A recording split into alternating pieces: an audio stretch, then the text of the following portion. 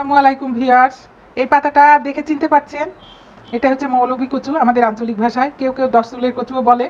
এই কচুর পাতার আমি একটা অসাধারণ রেসিপি দেখাবো, অত্যন্ত সুস্বাদু এবং হেলদি একটা খাবার, যা সবার ছোট বড় সবাই খুবই পছন্দ করবে। এই পাতাগুলি ছোট সাইজ করে কেটে রেখেছি, দেখেন এই পাতার সাথে আমার কি কি উপকরণ লাগবে। আমি এটা ডাল বেটে রেখেছি, খেসারির ডাল এটা বেটে রেখেছি, দেখেন কিভাবে। এটা খুবই উপকরণ কম লাগবে। এখানে পাঁচফোড়ন, সামান্য জিরা, দুটা কাঁচামরিচ, দু কোয়া রসুন এটার সাথে আমি পিষে রেখেছি। এটা এখন আমি ডালের মধ্যে দিয়ে দিব। আচ্ছা, এর মধ্যে দিতে হবে লবণ হাফ চামচের কম, পেঁয়াজ লাগবে, আমি একটু পেঁয়াজ দিব, খুবই সামান্য, বেশি পেঁয়াজ লাগবে না।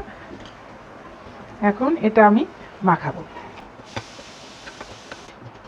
আমি এখন এই পাতাতে এইভাবে ডালটা পাতলা করে দিয়ে দিব। প্লেটের উপর রাখলে ভালো হবে।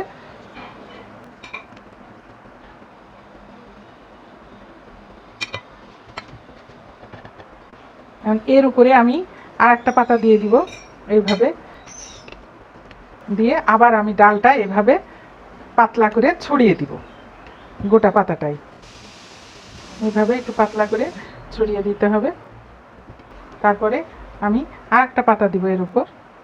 এখানে একটু ছোট হয়েছে দেখে আমি আর একটা ছিঁড়ে নিলাম।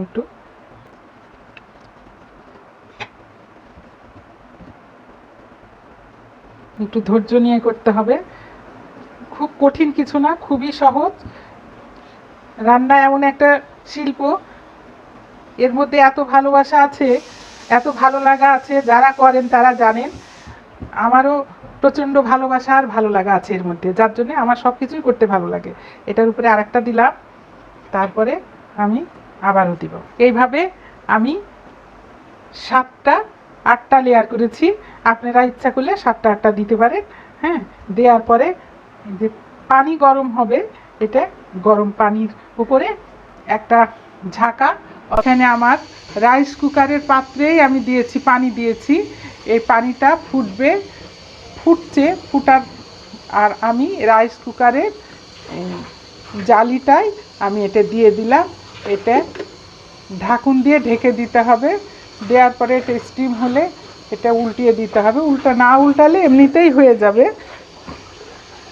আমি এটা ঢাকনা দিয়ে আমি ঢেকে দিলাম। 10 মিনিট থাকলে এটা হয়ে যাবে। উল্টিয়ে দিলাম, যদিও হয়ে গেছে, না উল্টালেও হবে, কিন্তু আমি একটু উল্টিয়ে দিলাম, কারণ আমি লেয়ারটা একটু বেশি দিয়েছি, এই জন্য আমি উল্টিয়ে আবার ঢেকে দিলাম। আমি হচ্ছে এটা ভাপে দিয়েছিলাম সিদ্ধ করার জন্য, দেখেন এইভাবে এটা এইরকম অবস্থায় আসছে। তারপরে নামানোর পর যখন একটু ঠান্ডা হয় তখন এটা ফ্রিজে রাখতে হয়, আমি একটু ফ্রিজে রেখেছিলাম। তারপর এখন আমি এটা কাটবো, কাঁচি দিয়ে কাটবো। এই যে এইভাবে আমি পিস পিস করে কেটে নিব। দেখেন ভিতরে লেয়ারটা কেমন হয়েছে, এইভাবে পিস পিস করে। আমি এটা আগে করার সময় করতাম, এই যে এই পাতাটা সরে গেছে, এটা যেন না সরে সেজন্য আমি সুই সুতা দিয়ে 4 মাথা সেলাই করে নিতাম। এখন আর তা করি না, এখন এই যে এইভাবে পিস পিস করে আমি কেটে নিব। হ্যাঁ, আপনার ইচ্ছা সাইজ করার জন্য 4 কোনা করলাম। এখন আমি একটা এইভাবে বরফির মতো করে কাটবো, এইভাবে, এটাও দেখতে সুন্দর লাগে, ওটাও ভালো লাগে। এইভাবে কেটে নিয়েছি। এখন আমি অতিরিক্ত অংশগুলো বাদ দিলাম, ওটা ফেলে দেওয়ার না, ওটাও ভেজে খাওয়া যাবে। এটা আমি ভাজবো এখন সুন্দর করে। কি দিয়ে ভাজবো? ডিম। আমি এখন ডিম ফেটে নিব। আমি ভেঙে নিচ্ছি 2টা ডিম, হয়তো আমার 2টা হয়তো লাগবে না, তারপরেও আমার একটু লবণ লাগবে।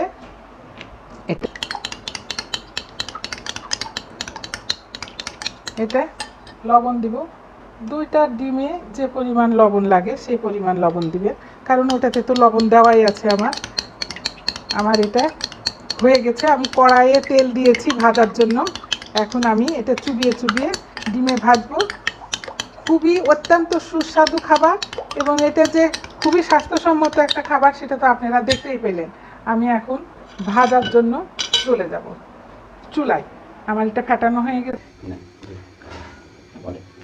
এই যে আমি এখন এইভাবে ডিমে চুবাবো আর তেলে দিব। দেখেন কি সুন্দর হবে। তেলের মধ্যে দেওয়ার সাথে সাথে লেয়ারটা ফুলবে, দেখতে খুব ভালো লাগবে। আমি তেলটা আগের থেকে দিয়ে রেখেছিলাম যাতে খুব দ্রুত দেখানো হয়ে যায়, কারণ আপনারা বোরিং হবেন বেশি সময় নিলে, সেটা আমি চাই না। উল্টায় দিলাম। দেখেন এটা দেখতেও যেমন সুন্দর হয়, খেতেও ওরকম খুবই সুন্দর এবং সুস্বাদু। আমি অল্প তেল দিয়েছি যেন অল্প করে ভাজা হয়। একসাথে আরও দিতে পারতাম দুটা, আমি পরে আবার দিব। তাপটা দেখেন, আমি খুব বেশিও দেইনি কমও দেইনি। আমার হয়ে আসছে আর 2 মিনিট, তাহলে আমি এটা উঠায় ফেলবো। এই যে হয়ে গেছে। এখন আমি এটা তেলটা ছেঁকে নিয়ে উঠাবো। এটা হয়ে গেছে। কালার দেখছেন?